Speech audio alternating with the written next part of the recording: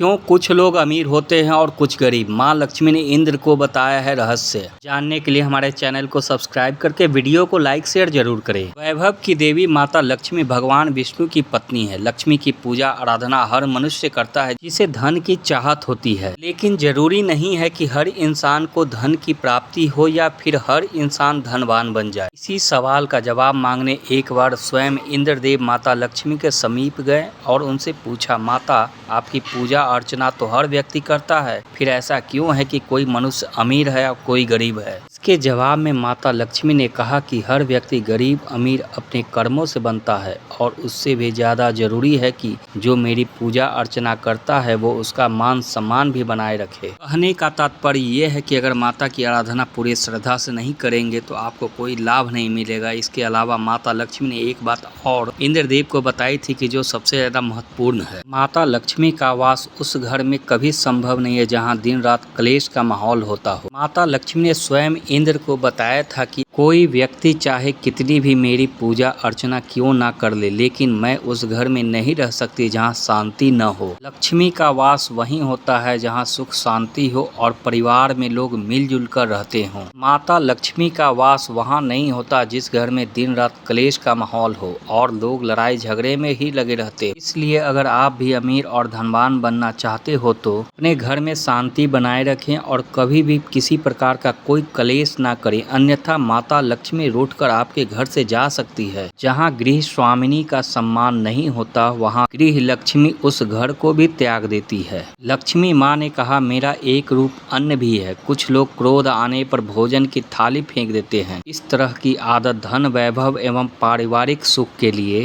नुकसानदायक होती है। जहां अन्न का किसी भी रूप में अपमान होता है वहां मैं भी नहीं रहती। वीडियो कैसी लगी कमेंट में जय मां लक्ष्मी जरूर लिखें।